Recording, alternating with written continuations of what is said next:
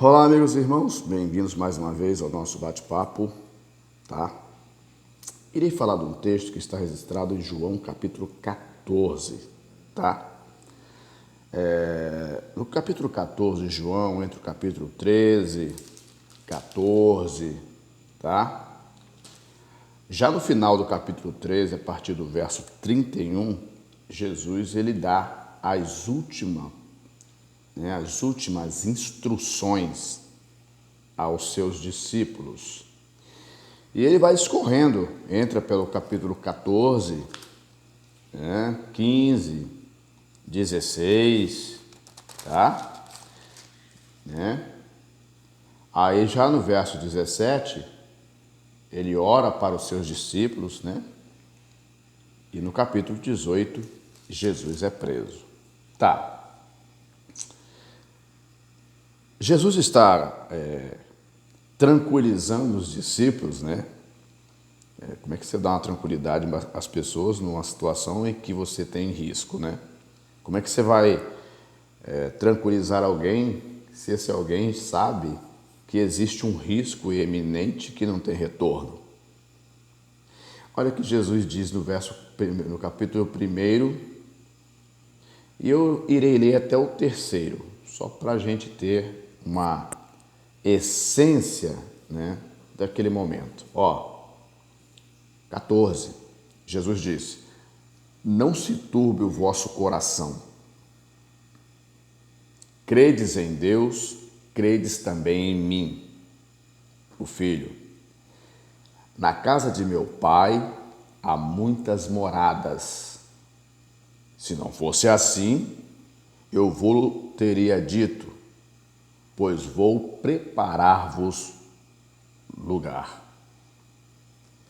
E se eu for e vos preparar lugar, virei outra vez e vos levarei para mim mesmo, para que aonde eu estiver, estejais vós também. Tá. Jesus, ele conforta os discípulos aqui, a partir desse capítulo, né? Porque os discípulos começaram a ficar tristes. Depois de passar um período significativo, né, juntos, né, vendo prodígios e maravilhas, né, pregações que Jesus falava, multiplicações dos pães, cura dos enfermos, o sermão do monte, as bem-aventuranças, né? Depois deles viverem aqueles dias intensos, né? Por esses dias eu tenho até orado a Deus e falado: Senhor, eu estou com saudade daqueles dias de intensidade em que nós se reuníamos e nós sentíamos a sua presença real. Hoje eu percebo que o Senhor parece estar um pouco chateado com a gente, né? Devido ao estado de vida que o ser humano está vivendo, né? Você sabe aquela intensidade que você chega na igreja sem nenhuma maldade, sem nada perturbando a tua mente, né? Eu já vivenciei esses dias, né? Os dias que você não tem nada mais para pensar, a não ser em Deus. Apesar de você ter os seus compromissos, trabalhar, cuidar dos negócios, mas você está durante o dia inteiro pensando como que você vai chegar no culto para buscar a Deus, sentir tua presença, apresentar o Criador ao outro colega, o colega de trabalho, o colega de faculdade, o colega de escola, aos amigos da vizinhança, aos colegas, aos amigos de infância. De vez em quando eu encontro um amigo de infância e fico muito feliz quando ele disse que aceitou a Cristo e está seguindo, né? Porque são pessoas que marcaram a vida da gente, né? Quando a gente era garoto e tudo mais. Tá. O Jesus, ele dá as instruções aos seus discípulos. Porque já lá no capítulo 11, já tinha uma conspiração para poder, contra Jesus. Tinha uma conspiração contra ele. Os sacerdotes, os escribas e fariseus, eles estavam procurando um motivo para poder incriminar Jesus. Será que tem coisas parecidas nesses últimos dias?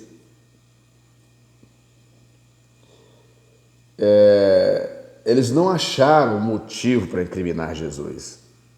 Eles não acharam. Mas eles procuravam motivo. Lê ali o capítulo 11, lê com calma para você entender e sinta a essência daquele momento. O bom de ler a palavra de Deus é deixar que ela te toque. Hoje nós vemos muita coisa aí em torno da palavra de Deus, não é verdade? Falta pouco alguns estudiosos aí dizer que Deus estava errado, né? Mas vamos voltar ao texto aqui. E Jesus ali, ele chega nesse ponto, ele anima o coração dos discípulos e fala, olha, não se turbe o vosso coração. Sabe, o que é um coração turbado? É aquele coração que está inseguro das coisas, com medo. E nós vivemos um tempo de incertezas, de medo. Não sabemos o que vai acontecer daqui a pouco. Vivemos uma insegurança. Nós vivemos um tempo muito mais violento do que outrora. É claro que o mundo já passou por períodos sombrios de violência, mas nós vemos uma violência silenciosa que mata, que arrasa pessoas, que destrói honra, que destrói alegrias e felicidade, que não dá sossego.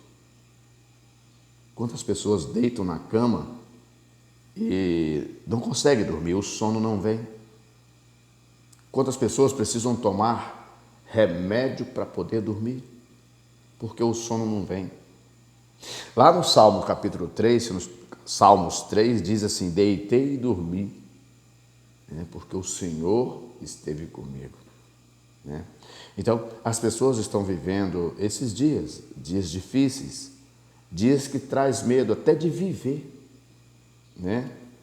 Nós estamos vivendo isso num tempo em que doenças aparecem, nos confrontando, nos apertando, nos deixando temerosos, em que também vivemos um tempo devido a essas doenças, como consequência, muitas empresas quebraram, muitas pessoas perderam seus empregos, muitas pessoas deixaram, sair daquela vivência que tinha normal, A culpa não é só de uma pessoa, A culpa não é de uma pessoa. Nós temos que olhar como um todo e ver o cenário em que nós estamos vivendo. E os discípulos, eles estavam já assim, Jesus ele já não tinha liberdade para sair. Os discípulos não queriam que ele saísse porque ele poderia ser preso a qualquer momento. Então, Jesus já estava, por conta dos discípulos, evitando lugares públicos, porque já havia uma conspiração para matá-lo, para acusar de um crime e depois matá-lo. E Jesus deu garantias a ele que nunca os deixaria. Não é verdade? Ele, no verso 18 desse capítulo 14, ele diz, não vos deixarei órfãos, voltarei para vós. Então, Jesus procura confortar os discípulos. E automaticamente, depois que Jesus, ele não teve jeito, ele estava em uma oração no Getsemane, e ali Jesus foi preso. Foi preso a hora que ele quis também. Porque na hora que os soldados chegaram, falaram assim, quem é Jesus aí? Ele disse, sou eu. Todos aqueles homens, aqueles soldados caíram. Caíram por 2 vezes. Depois Jesus falou assim, não, deixa acontecer. Mas em todo o processo, quais foram os motivos? Jesus foi acusado de blasfêmia. E blasfêmia era considerado um pecado de morte. E quem orquestrou essa blasfêmia contra Jesus? A parte religiosa, o próprio sacerdote Caifás. Por que eles fizeram isso? Eles tinham medo de Jesus tomar o lugar dele. Está escrito no capítulo 11, se esse homem continuar assim, ele opera muitos milagres, vai tomar o nosso lugar e vai tomar também a nação de nós. Se bem que a nação já estava subjugada pelos romanos, mas os romanos deixavam os judeus seguir suas tradições livremente. E com isso, Jesus foi traído. mas Jesus conforta os corações. O que eu quero deixar aqui como mensagem para você nesses dias difíceis: não se turbe o teu coração. Creia em Deus, creia em Jesus, porque Ele está lá, né, ao lado do Pai, olhando para as nossas dificuldades, nossas lutas e batalhas, né? Falta de emprego, enfermidades, conflitos familiares, não é verdade? Problemas na economia, o mundo está inseguro, não é verdade? Violência em casa, violência na rua, as pessoas pouco se toleram. Então, nós estamos vivendo esse tempo em que a nossa vida ela é suprimida. E às vezes ficamos ocupados demais, trabalhamos, não temos tempo nem para a gente mesmo. Não é verdade? Mas eu quero deixar essa palavra para você que não se turbe o teu coração. Creia em Deus e Ele certamente vai estabelecer tua vida, te abençoar. Assim como Jesus prometeu para aqueles discípulos que não os deixaria órfãos, Ele continua com essa mesma palavra. Ele não nos deixou órfãos.